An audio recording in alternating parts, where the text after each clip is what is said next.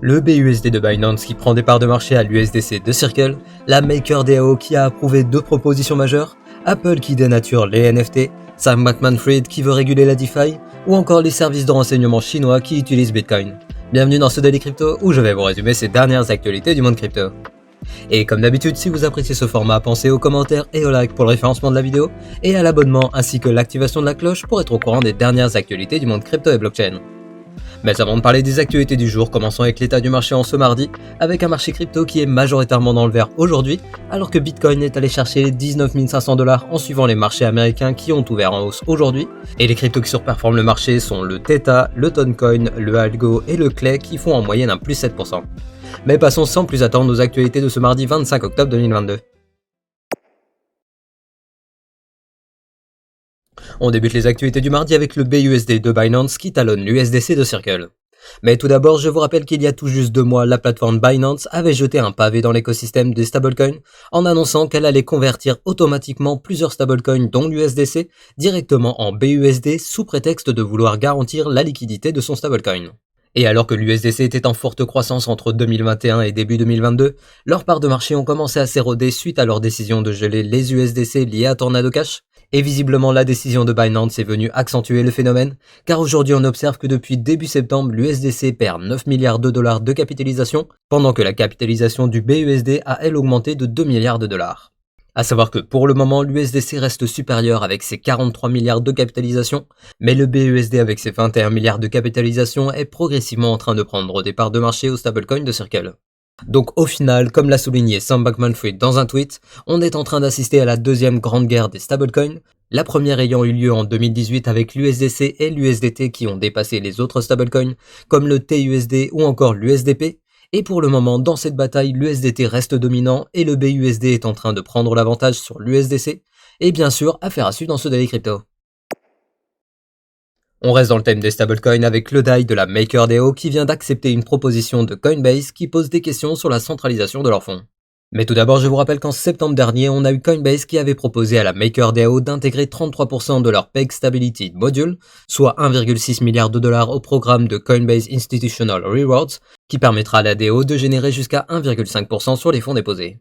Et suite au vote communautaire, la DAO gérant le stablecoin DAI a validé la proposition avec 75% des votes en faveur du transfert des fonds, une décision qui devrait profiter à la MakerDAO car ils ne paieront aucun frais de garde, et sur une année, c'est pratiquement 20 millions de dollars bruts qui pourraient être générés. A savoir que la DAO se dit prêt à changer son fusil d'épaule car il ne s'agit que d'un essai, et dans un an, la communauté revotera pour savoir si les fonds resteront sur le programme de Coinbase ou s'ils rapatrieront les fonds. Mais suite à cette décision, on a une partie de la communauté qui se pose la question si c'est une bonne chose de transférer des fonds sur un acteur centralisé, alors que le projet se veut décentralisé à la base, et quand on sait qu'il y a 2 semaines la MakerDAO avait investi 500 millions de dollars dans des bons du trésor américain et des obligations d'entreprise, on a de plus en plus de personnes qui critiquent les récentes décisions, qui vont selon les critiques à l'encontre de l'esprit de la finance décentralisée. Mais dans le même temps, on a la MakerDAO qui a validé le Endgame Plan, la proposition de Ron Christensen, le fondateur du projet, qui vise à encore plus décentraliser la MakerDAO. En effet, en partant du constat que l'organisation actuelle de la DAO a mené à des désaccords politiques et structurels complexes, Christensen a soumis un ensemble de propositions qui ont été validées à 80% par la communauté, qui vont entraîner une restructuration de la gouvernance avec la création de plusieurs équipes plus petites nommées MetaDAO, qui auront chacune une mission définie et leur propre jeton de gouvernance. Et tout cela dans le but de rendre la gouvernance globale du projet plus efficace et moins chaotique. Bref, la MakerDAO structure son organisation avec différents départements comme le fait n'importe quelle entreprise, sauf que là, tout est décentralisé et se déroule entièrement sur la blockchain. Et alors que les DAO se développent et se structurent, on a Apple, le boss final de la centralisation, qui dénature les NFT. Mais tout d'abord, je vous rappelle qu'il y a quelques semaines, la marque à la pomme avait autorisé les achats de NFT sur les applications répertoriées sur l'App Store, et qu'il prendrait au passage une commission de 30%, un chiffre totalement délirant au vu des faibles commissions que prennent les leaders du marché NFT tels que OpenSea actuellement. Et aujourd'hui, Apple s'attire encore une fois les foudres de la communauté NFT en rajoutant de nouvelles conditions à l'intégration des NFT, car désormais les tokens non fongibles ne pourront plus rediriger vers des services externes. Concrètement, cela veut dire que les NFT sur les applications soumises à Apple ne pourront pas avoir d'autre fonction que l'aspect artistique, et les NFT utilitaires qui authentifient la propriété pour donner accès à des services tels que, par exemple, les cartes à collectionner de Sorare pour accéder au jeu, ne seront plus autorisés par Apple. Donc en gros, Apple intègre les NFT mais rejette la plupart des avantages qu'apporte cette nouvelle technologie, ce qui au final n'est pas très grave car l'écosystème des NFT va de toute façon continuer de se construire en dehors de leur écosystème. Pendant ce temps, au Royaume-Uni, on a Rishi Sunak, le nouveau Premier ministre qui s'est prononcé en faveur de l'émission d'une MNBC. En effet, dans une vidéo publiée sur Twitter, il a renouvelé son soutien à l'élaboration d'une monnaie numérique d'État qui viendrait en complément à l'argent liquide, sur laquelle un groupe de travail composé du Trésor britannique et de la Banque d'Angleterre était actuellement en train de travailler. Et il a rappelé qu'à l'heure actuelle, aucun pays du G7 n'a encore annoncé officiellement le lancement de leur MNBC, mais qu'un rapport du G7 sur ce sujet venait d'être publié. Donc pour le moment, le nouveau Premier ministre du Royaume-Uni semble prioriser l'émission d'une MNBC plutôt que le développement de l'écosystème crypto. Et alors que le Royaume-Uni travaille sur sa MNBC, en France, le rapport sur le secteur des métaverses commandé en février dernier par le gouvernement vient d'être publié. En effet, durant la dernière campagne présidentielle, on avait Emmanuel Macron qui s'était prononcé en faveur d'une indépendance culturelle et informationnelle grâce à la création d'un métaverse européen pour ne pas dépendre d'acteurs étrangers. Et donc dans ce but, il avait commandé un rapport qui devrait servir de base pour construire la stratégie du gouvernement. Et le rapport qui a été publié récemment rappelle tout d'abord que les métavers sont un enjeu de souveraineté indéniable pour la France, et pour s'assurer de l'indépendance de notre pays, il préconise de premièrement, mettre en place des commandes publiques répondant aux objectifs de souveraineté culturelle et de souveraineté technologique. Deuxièmement, d'amener la puissance publique à faire émerger les services communs et essentiels permettant à l'avènement d'une pluralité des métaverses interopérables. Troisièmement, de faire évoluer dès maintenant les règlements tels que RGPD pour la protection des données des utilisateurs. Et finalement, de réaliser une analyse complète du secteur pour guider les investissements en fonction des bénéfices potentiels et des risques liés à la perte de souveraineté. À savoir que concrètement, le rapport préconise de profiter des Jeux Olympiques pour rassembler les acteurs français du métaverse autour d'un projet concret, et il conseille la création d'un institut de recherche et de coordination qui serait à la fois un laboratoire de recherche, un lieu de coordination et un comptoir d'expertise. Donc au final, alors que la semaine dernière on a eu des déclarations encourageantes sur l'ouverture du gouvernement à l'industrie des cryptos par Bruno Le Maire, le ministre de l'économie, et Jean-Noël Barrot, le ministre délégué chargé de la transition numérique, ce rapport reconnaît l'enjeu stratégique qu'auront les métaverses dans les années à venir et qu'il faut dès maintenant investir dans ce secteur et l'encadrer pour d'une part éviter les fraudes et d'autre part se protéger d'une possible perte de souveraineté, comme c'est le cas avec les géants américains tels que Google et Amazon. Mais maintenant la balle est dans le camp du gouvernement, donc attendons de voir quelles seront les décisions qu'ils prendront.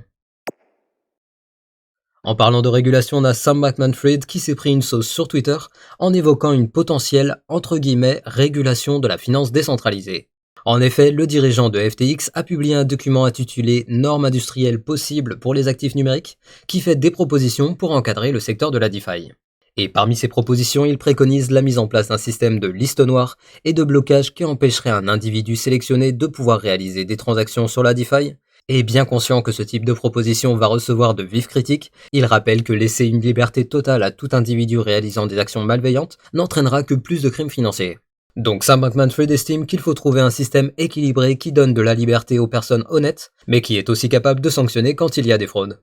Mais bien sûr, vous vous en doutez, ces propos ont suscité une levée de bouclier d'une partie de la communauté crypto et de ses acteurs qui ont rappelé que cette plateforme FTX faisait l'objet d'accusations de manipulation des cours et de chasse aux liquidations pour se faire de l'argent sur le dos des utilisateurs. Et certains sont même allés jusqu'à qualifier Sam Bankman-Fried de parasite ou de cancer pour l'écosystème crypto.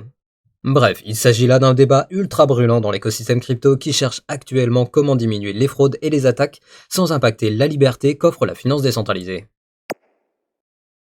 Pendant ce temps, en Chine, alors que les cryptos sont complètement prohibés, il semblerait que Bitcoin continue d'être utilisé. Et là on ne parle pas de petites ventes à la sauvette, car on apprend que 2 agents du renseignement chinois travaillant pour la République populaire de Chine auraient tenté de soudoyer un fonctionnaire du gouvernement des États-Unis avec des bitcoins. En effet, Zheng Wang et Guo Chun-he auraient reçu pour mission de recueillir des informations d'une enquête concernant la société Huawei, et pour cela ils auraient tenté de soutirer des informations à un fonctionnaire en lui proposant 61 000 $ en bitcoin, et le truc c'est que le département de justice américain a eu vent de leur agissement et les a immédiatement interpellés. Bref, malgré la prohibition de bitcoin en Chine, avec cette affaire on voit que la reine des cryptos est utilisée par les services de renseignement chinois. Partons maintenant au Maroc avec un fait divers qui montre que la justice marocaine ne rigole pas avec les transactions en bitcoin. En effet, tout comme la Chine, le Maroc interdit totalement l'usage de bitcoin, mais visiblement Thomas Closy n'était pas au courant, car le Français de 21 ans a acheté une Ferrari pour 400 000 € en bitcoin à une Française résidant à Casablanca, Et comme Bitcoin est considéré comme une monnaie étrangère aux yeux de la loi marocaine, cette transaction était illégale, mais le jeune a assuré qu'il n'était pas au courant qu'il était interdit de faire des transactions avec des bitcoins. Mais Thomas a visiblement cherché les ennuis car pour acheter 3 montres de luxe, il a fait une transaction de bitcoin à une personne qui lui a fait un chèque d'un montant équivalent, et le truc c'est que ce chèque s'est finalement avéré sans provision. Bref, le jeune français fait actuellement face à une peine de prison de 18 mois, ainsi qu'une amende de 3,4 millions d'euros, mais à l'heure actuelle son avocat a fait appel de la décision. Donc au final, morale de l'histoire, renseignez-vous sur la législation fiscale d'un pays avant de dépenser vos cryptos dans ce pays, car je vous rappelle que certaines administrations restent très fermées aux transactions en crypto. Et on finit les actualités du mardi avec le flash du jour. Tout d'abord, alors que Gary Gensler, le président de la SEC, estime que l'Ether est un actif financier et qu'il devrait être régulé comme tel, on a Rostin Benham, un commissaire de la CFTC, qui a déclaré hier qu'il estimait que l'Ether était une marchandise et que par conséquent c'était à la CFTC d'encadrer cet actif. Ensuite, on a l'application Telegram qui, suite au succès des ventes de noms de domaine décentralisés, va mettre en vente des noms d'utilisateurs sur la blockchain Ton, à savoir que pour le moment, aucune date officielle de lancement n'a été annoncée.